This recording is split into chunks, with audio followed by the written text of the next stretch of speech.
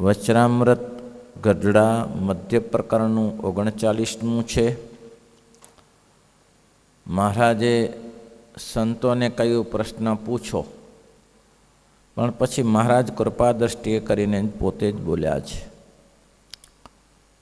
મહારાજ કે ગમે તેવો દેશ કાળ ક્રિયા સંગાદિ કે કરીને પણ દેશ એટલે ગમે તેવા ભૂંડા દેશમાં ગયા હોય, અરબસ્તાન જેવો દેશ હોય, અમેરિકા જેવો દેશ હોય, કેનેડા જેવો દેશ હોય કે ઓસ્ટ્રેલિયા જેવો દેશ હોય. દેશ સારો પણ હોઈ શકે ને ખોટો પણ હોઈ શકે. અમેરિકા જેવા પ્રદેશમાં તો મોસ્ટ ઓફ તો માંસ દારૂનો ધંધો છે. હવે તેમાં તમે જઈને મહારાજને કસીનો એટલે કે જુગાર છે, ધંધા મોસ્ટ ઓફ આ ત્રણ ઉપર જ ચાલે છે. તો એવા દેશમાં જઈને તમે પહોંચી તો ગયા, પણ હવે તમારે ત્યાં માર્ગ કાઢી લેવો પડે કે માંસ મદિરાનો વેપાર મારે કરવો નથી. દેશ ભૂંડો છે, વાત સાચી. ભગવાનના ભક્તની દ્રષ્ટિએ જગતના લોકોની સાથે તો સારું, ને મહારાજે તો કહ્યું છે ને ગીતામાં 72 જસ્યમ જાગૃતિ સંયમી સાનિશા પશ્યતો મુને. જ્યાં પુરુષો સંયમી પુરુષો જાગે છે તેને જગતના લોકો રાત્રિ માને છે કે આ મૂર્ખાઓ છે, આ શું ઢોંગ કરીને બેઠા છે, ભક્ત વેદિયા વેડું કરે છે. એટલે મહારાજ કે એને દેશ સારો લાગે છે, ભગવાનના ભક્તને દેશ સારો લાગતો નથી. કારણ કે જેમાં મદ્યનું જોગ થતો હોય, દારૂનો જોગ થતો હોય, માંસનો જોગ થતો હોય અને જુગાર રમાતી હોય, એ કંઈ દેશ સારો ના કહેવાય. પૈસા મળે, આ લોકનું તમારું બધું ચાલે, પણ એનાથી ભગવાનના ભક્તને અંતકાળ સુધરે નહીં. મારે કે ગમે કાળ એવો આવી જાય, કાળ કેવો, ભૂકંપ આવી જાય, એવો ખરાબ કાળ આવી જાય, અતિવૃષ્ટિ થઈ જાય, કંઈ ખાવા પીવાનું ન રહે. ઘણા લોકોને વચમાં પાણી અંદર આવી જતા હતા, તો વચમાં ખાવાનું 2-4 દિવસ સુધી ના રહી શકે. આવી દશા થઈ જાય. હવે આ દેશને કાળ ખરાબ હોય અને સંગ ખરાબ મળી જાય, એવાનો જ સંગ મળી જાય, ભગવાનના ભક્તનો સંગ ના મળે, એવા જ મળી જાય. ચાલે આ દેશમાં તો બધું ચાલે, આવું કરવા જશો તો મરી જશો. અરબસ્તાનમાં અમુક વસ્તુ ગરમીમાં માટે ગરમ બહુ છે, એટલે અમુક વસ્તુ ઠંડક માટે ખવડાવતા હોય. એમાંથી એક ભાઈ ગયા, એને કીધું કે ભાઈ તું બીમાર પડ્યો છો, તાવ ચડ્યો છે, આના વગર છુટકારો નહીં થાય. તો કે છુટકારો ના થાય તો મરી જાઉં, બીજું શું થાય. ત્યારે મારે આ ખાવું નથી. દેશકાળ ખરાબ આવે તેમ છતાંય સંગ ખરાબ થાય, તેમ છતાંય પોતાના નિયમમાંથી ચલાયમાન ન થાય. સરસ દ્રષ્ટાંત છે દીવનું. દીવના લક્ષ્મીશંકર વાણિયા વ્રજાનંદ સ્વામીના જોગમાં આવ્યા. એ વ્રજાનંદ કોણ હતા? શ્રીજી મહારાજ જ્યારે વનવિચરણ કરતા હતા ત્યારે શ્રીજી મહારાજની સાથે 15 દિવસ વ્રજાનંદ ફરેલા, અને એનું ઉર્ફે નામ મોહનભાઈ હતું. આ મોહનભાઈ શ્રીજી મહારાજની સાથે ખૂબ ફરેલા અને મહારાજનું આચરણ જોયું. જ્યારે સિંગડીઓ વચનાગ મહારાજ ખાતા હતા ત્યારે બીજા બાવાઓ કહે છે, એ નીલકંઠ વર્ણી સિંગડીઓ બચનાગ ખાएंगे તો હમ ક્યાં નહીં ખાएंगे, હમ ભી ખાएंगे. પેલા ત્યારે મોહનભાઈએ કહ્યું, મોહન ભગતે કહ્યું, ભાઈ આ ખાતા નહીં. તો કે ક્यों नहीं खाएंगे, ये लोग खाते, इसको कुछ नहीं होता तो हमको क्या होगा. अरे ये तो समर्थ है, हम समर्थ नहीं है क्या, हम भी समर्थ हैं, हम भी खाएंगे. અને ખાયું ને મારા બધા મરી ગયા 15-20 જણા. સિંગડીઓ વચનાથ. એમાં મોહન ભગત આ બધું જાણતા હતા, અને એ વ્રજાનંદ સંત થયેલા અને પોતાના મંડળ સાથે દીવ ગયેલા. ત્યારે લક્ષ્મીશંકર વાણિયા આ સંતોના વર્તમાન જોઈ, સંતોનું ભજન જોઈ, ભજન કરતા હતા તે જોઈ સમુદ્ર કિનારે લક્ષ્મીશંકરને એમ થયું કોઈ સંત સજ્જન લાગે છે. પગે લાગ્યા, પગે લાગીને બેઠા.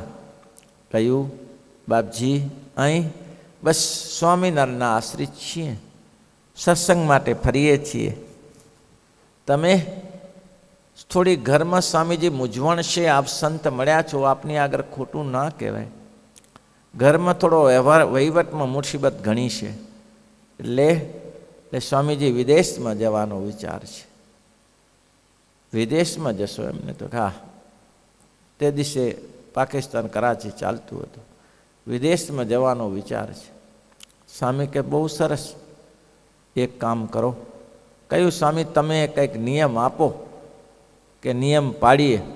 વ્રજાનંદ સ્વામી કહે છે તમે જાઓ દેશ વિદેશમાં, કોઈ ચિંતા નહીં. લક્ષ્મીશંકર, અમારું એક વચન માનજો, પંચવર્તમાનમાં દ્રઢ રહેજો, દારૂ ન પીતા, જુગાર ન રમતા, માંસ ન ખાતા, ચોરી ન કરતા, પરસ્ત્રી સંગથી દૂર રહેજો.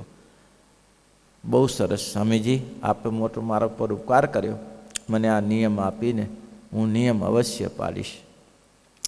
અરબસ્તાનમાં કમાવા માટે ગયા. તે દિવસે નાવડા જતા હતા.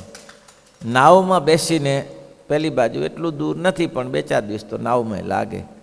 નાવમાં 2.5 કલાકનો રસ્તો આપણે અરબસ્તાનનો અહીંયાથી. નાવમાં કમાવા ગયા. હવે ત્યાં નીચે ઉતરીને આમ તેમ સ્ટેશન ઉપર ચક્રો મારે. હવે ત્યાં કોણ કાભાઈ એને મળે? ત્યાં કોણ ઓળખે? હવે આ સ્ટેશન ઉપર એને મળે કોણ? કયો માણસ મળે કે ત્યાં એને ઓળખી શકે એમ? તે દરમિયાન એક શેઠિયો આવ્યો, ઘોડા ઉપર બેસીને, એટલે કે વેલો રથ ઉપર બેસીને. આ માણસને જોઈને પૂછ્યું કે દેશી છે? કોઈ આપણો લાગે છે, ગુજરાતનો લાગે છે. પેલા શેઠિયા ગુજરાતના. ભાઈ ક્યાં રહેવું? તો કે રહેવું ગુજરાત. ગુજરાતમાં દીવ. અહીં કેમ ફરો છો? બસ હવે હું કમાવા માટે આવ્યો છું, કોઈ નોકરીની શોધમાં છે. જાણો છો શું? તમને શેનો અભ્યાસ છે? શું ભણ્યા છો? તો કે વાણીઓ છું. નામું હું ગમે તેવું લખી જાણું, એમાં મારા નામામાં સરચૂક ના થાય.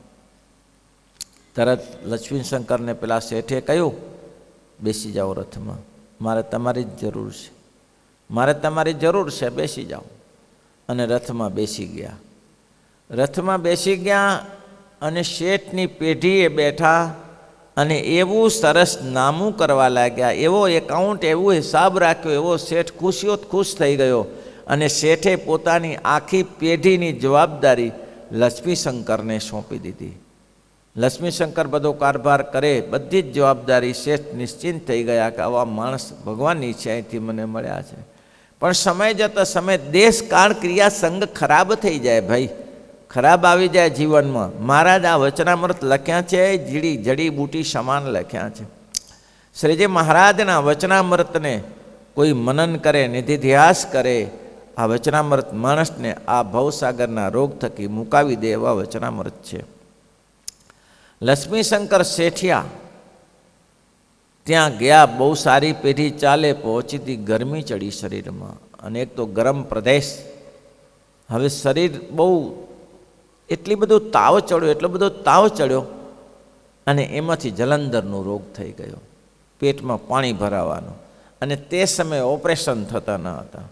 જલંધરનું ભયંકર દર્દ થયું, એવું દર્દ થયું, પેટ નગારા જેવું થઈ ગયું, પાણી ભરાઈને. હવે ખાવા પીવાનું પચતું નથી, શરીરની અશક્તિ આવી ગઈ. એટલે શેઠ એક દિવસ લક્ષ્મીશંકર પોતાની પેઢીએ ના આવ્યા.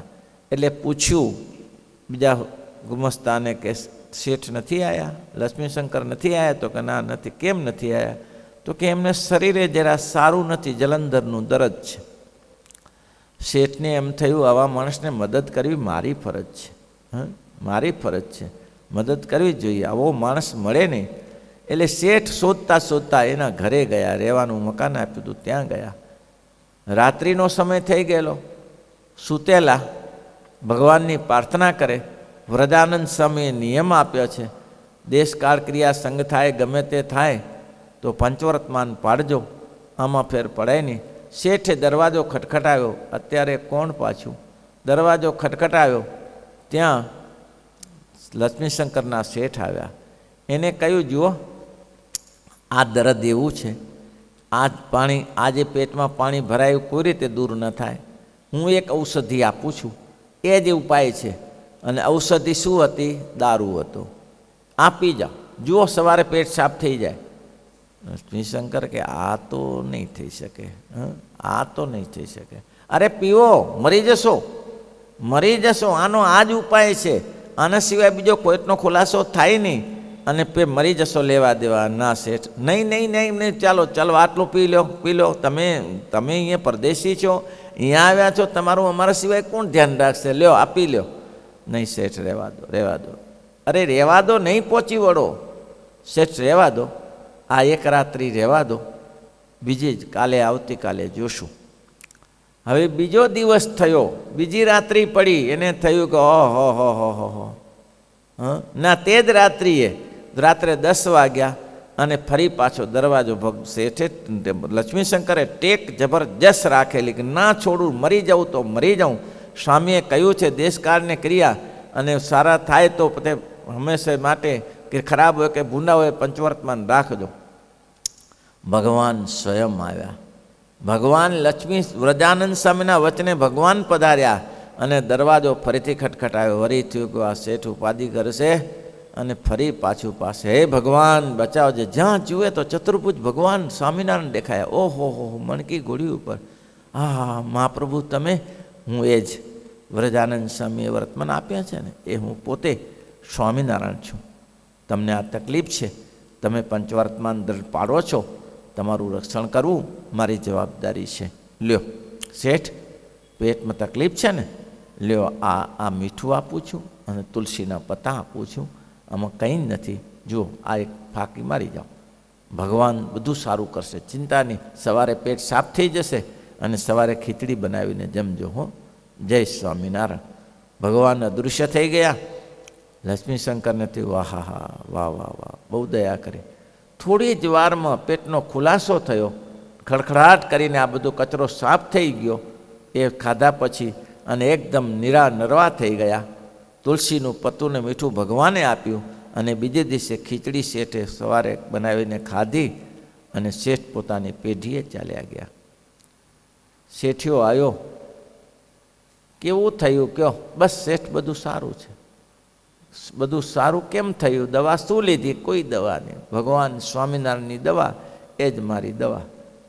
હા હા હા, તમે સાચા ભગવાનના ભક્ત છો. પણ શેઠે લક્ષ્મીશંકરે વિચાર કર્યો કે મને વ્રજાનંદે કહ્યું હતું કે લક્ષ્મીશંકર, થોડા પૈસા થઈ જાય ને, ગુજરાન ચાલે ને, પછી વિદેશમાં ન રહેવું, પાછું આવી જવું.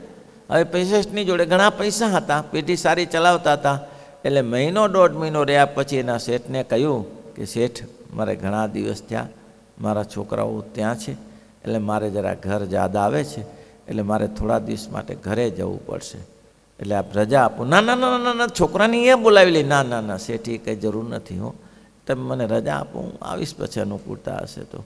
અને શેઠ ગયા. એ ગયા, વ્રજાનંદને પગે લાગીને કહ્યું સ્વામી, અને શ્રીજી મહારાજને દર્શન આપે કહ્યું કે સ્વામી, તમારા વચને કરીને માં સુખ્યો છું, નહીં તો હું ક્યાંય ગુમ થઈ ગયો હોત.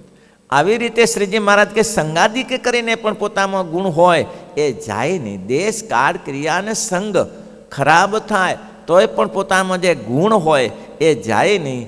એવા કયા ગુણ છે તે સંતો કહો. પછી શ્રીજી મહારાજ કે લ્યો સંતો, અમે અમારા સ્વાભાવિક ગુણ છે તે કહીએ. એક તો અમને એમ વર્તે છે જે 5 પ્રકારના વિષય છે. 5 પ્રકારના વિષય છે, શબ્દ, સ્પર્શ, રૂપ, રસ અને ગંધ. એમાં અમને ક્યાંય બંધન ન થાય. ગમે એવો સુદેવો ભારે ભારે પદાર્થ મળી જાય, નીકળી જાય શ્રીજી મહારાજ. ગમે એવા સન્માન કરનારા જંગલમાં મળ્યા, રાક્ષસને માર્યો અને એવા સન્માન કરનારા મળ્યા, અને આખું ગામ સન્માન કરે, પણ મહારાજ નીકળી જાય. મહારાજ રોકાય નહીં. જગતના જીવ તો સન્માન ઝીલવા માટે તૈયાર થઈ જાય કે આપણે કર્યું છે ને, આપણે પ્રશંસા મળે છે ને, તો આપણે કરવું જોઈએ. ના ના ના, શ્રીજી મહારાજને કંઈ પ્રશંસા જોતી નથી. જોતી નથી. અને સ્પષ્ટ વક્તા, જેવું છે તેવું કહી દેવાનું. ગમે તેવો સાધુ હોય તેને ભૂલ ઓળખાવી દે કે ભાઈ સ્વામી આ ધ્યાન રાખો, આમાં ના ચાલે. ગમે તેવા ગ્રસ્તાશ્રમીને મહારાજ કહી દે કે આ નિયમથી બહાર જશો તો સુખી નહીં થાવ. મહારાજ કે અમારે ગમે તેવા પંચવર્તમાન મળે, અને એટલા જ માટે વચનામૃત 9માં મહારાજે પ્રથમનામાં કહ્યું કે અમને કોઈ ધન કે દોલત દેનારો મળે, કે અમારે આ જગત ભાતના ઇન્દ્રાદિકના રાજ્ય મળે, આ જગતની પૃથ્વીનું રાજ્ય મળે, અને અમારે રાંક થઈને ભીખ માગીને ઠીકરું લઈને ભીખ માગવી પડે તે અમારે બરોબર છે, બેય સમાન છે, એમાં ને એમાં અમારે કાંઈ ફેર નથી. આવું શ્રીજી મહારાજ કહે છે, અમને પંચવિષય બાદ કરી શકતા નથી. અને એટલા જ માટે કીધું, રે જો પંચવ્રત માને સંત, રે જો પંચવ્રત માને સંત, રખે દાગ લાગે જો અત્યંત, રખે દાગ લાગે જો સંત. પંચ વિષય છે દુઃખદાયી, પંચ વિષય છે એમાં સમજી લેજો સંતરાય, એમાં સમજી લેજો સંત. પંચવિષય દુઃખદાયક છે, પંચવિષયમાં સુખ નથી. સુખ દેખાય, કહ્યું ને સ્વામી કીર્તનમાં, જે તો સર્વે સમદુઃખ કાવે તો મા દુઃખ ઉપજાવે. ભગવાન શરૂઆતમાં સુખ દેવું જણાય પંચવિષય, પણ અંતે તો દુઃખદાયક જ પંચવિષય છે. મહારાજ કહે છે, સૂઝેવો જોગ થાય પણ અમને એનો ઘાટ ન થાય. એટલું જ નહીં, સપનામાં પણ તેનો ઘાટ ન થાય. એ પંચવિષયનો ઘાટ સપનામાં પણ ન થાય. નહીં તો જે જે વિષયો ભોગવ્યા હોય, એમ કહેવાય છે, જેવો હાર કરે જન ટાણે રે, તેવો આવે ઓડકારે, જેવો હાર કરે જન ટાણે રે, તેવો આવે ઓડકારે. જેવું ખાઈએ તેવો ઓડકાર આવે ને, જેવું દિવસે જોયું હોય સપનામાં આવે, તે સિવાય આવે, પણ મોસ્ટ ઓફ આવું બને, જેવું જોયું હોય સપનામાં આવે. પણ મહારાજ કહે છે, અમે ગમે તેવા વિષયોમાં રહીએ પણ અમને એનો ભૂંડો ઘાટ થાય નહીં અને સપનામાં પણ આવે નહીં. આ મારો પ્રકૃતિ સ્વભાવ છે. અને બીજો એમ છે, બહારથી સૂઝે એટલી પ્રવૃત્તિમાં રહ્યા હોઈએ, પણ જ્યારે અંતરદ્રષ્ટિ કરીએ ત્યારે પોતાના આત્મા સામું જોઈએ ત્યારે કાચબાની પેઠે અંગને સંકોચી લઈએ છીએ. બોલો કેટલું સરસ લખ્યું. જ્યારે અંતરદ્રષ્ટિ કરીએ છીએ ત્યારે કાચબાની પેઠે અંગને સંકોચી લઈએ છીએ. જરાય એમાં સુખ દેવા દેતા નથી. કેમ? બસ એમાં કંઈ નહીં તો થાય શું? સામાન્ય પંચવિષયમાં મન બંધાઈ જાય. શીતલદાસ ને જાનકીદાસ વસ્તુ કેટલી હતી, પણ કેવું રહી ગયું અંતરમાં. લ્યો, મહારાજની પાસે પોથી મૂકી ગયા અને પોતે દ્વારકાની જાત્રાએ ગયા. હવે ત્યાં શીતલદાસ અચ્યુતમ કેશવમ થઈ ગયા અને જાનકીદાસ પાછા આવ્યા. મહારાજને કહ્યું, મહારાજ પોથી આપો. મહારાજ કે ગુરુ ક્યાં ગયા? ગુરુ દેવ થઈ ગયા. મહારાજ કે ગુરુ કાંઈ દેવ નથી થયા. હે? ગુરુ આઈન છે. અરે એ તો ભગવાનના ભક્ત હતા, ભક્ત હતા પણ દેવ થઈ ગયા. દેવ નથી ત્યાં, અહીંયા છે. અહીં છે? તો કે હા. ક્યાં? આ પોથી છોડો. પોથી છોડી તો પોથીમાં ₹1.5 એમાં સાપનો કણો થઈને વીંટાઈને બેઠેલા. બોલો, આ પંચવિષય લાગ્યા કે નહીં? જુઓ, અંતર ખરખરો અંતર રહી જાય, રંચ માત્ર રહી જાય ને, રૂપિયો રહી ગયો ને અંદર. બહારથી ગમે એટલી પ્રવૃત્તિ કરો, એવું નથી હોતું કે તમે કરોડો ને અબજોના કામ કરો ને તમને ચોંટી જાય. હા, 1 કરોડોપતિ શેઠિયો 10 કરોડનો બંગલો બનાવ્યો અને પછી સંતે એમ કહ્યું કે ભાઈ ધ્યાન રાખજો હો, આ બંગલો છે ને બંધનકારી છે. આ બંગલો બંધનકારી છે, આમાંથી આસક્તિ થઈ જાય. શેઠિયાએ કહ્યું, સ્વામી આ બંગલો શું બંધનકારી? હા, આ બંગલો શું, એ કીટાણુમાં શું બંધન થાય? કીટાણુ જેવું છે, આમાં બંધન થાય? બંધન તો એક ભગવાનના. વાલા તારી મૂર્તિનું બંધન છે એવું, ચંદ્રને ચકોરીના પિતળી જ દેવું. વાલા તારી મૂર્તિનું બંધન છે એવું, ચંદ્રને ચકોરીએ પિતળી જ દેવું. ચંદ્રને ચકોર જેવી પિતળી આપજે ભગવાનને કહી. તારી મૂર્તિનું બંધન એક કોઈ જગ્યાએ બંધન ન થાય. એ શેઠિયાને કરોડો રૂપિયામાં બંધન ન, બંગલામાં બંધન ન થયું અને શીતળદાસને આમાં બંધ થયું. એક બાવોજી બોરડી નીચે બેઠા હતા અને બોરડી ઉપર અંતિમ સમો આવી ગયો અને ઉપર બોર દેખાયું પાકું. કેવી કેવી વાતો શાસ્ત્રમાં લખી છે, બંધન કેવી રીતે થાય છે. ઉપર બોર દેખાયું, અંતિમ સમયે એનો જીવ એમાં રહી ગયો. બોર સરસ છે. અને ગુરુજી એમ કહ્યું હતું કે ગુરુજી જશે ત્યારે દેવના નગારા વાગશે. નગારાએ ન વાગ્યા ને તગારાએ ન વાગ્યા. બોલો, ગુરુજી તો દેવ થઈ ગયા. ત્યારે એક શિષ્ય કે ગુરુજી તો એમ કહેતા હતા કે હું જઈશ ત્યારે નગારા વાગશે, તો નગારા વાગ્યા નહીં. તો કે હજી તો ભગવાનનું ધામ ઘણું દૂર છે ને, 5-10 દિવસ પછી વાગે. બોલ્યો કે શું 5-10 દિવસ પછી વાગે? અને નીચે ગુરુજીએ ખાટ નાખી હતી, ત્યાં સૂતો ને જોયું બોર, અને બોર ઉપર ચડીને બોર તોડ્યું ને કાપ્યું તો અંદર નીકળ્યો કીડો, અને કીડો પડ્યો ને નીચે પડ્યો ને બોર નગારા વાગ્યા. આવું છે બધું. નાની નાની એક બોર જેવી આસક્તિ રહી જતી હોય અને કરોડો રૂપિયાની, શ્રીજી મહારાજ કહે છે, 1 રૂપિયામાં મોહ ના થાય. કેવું બંધન ના થાય? મહારાજ કે ને ક્યાંય બંધન ના થાય.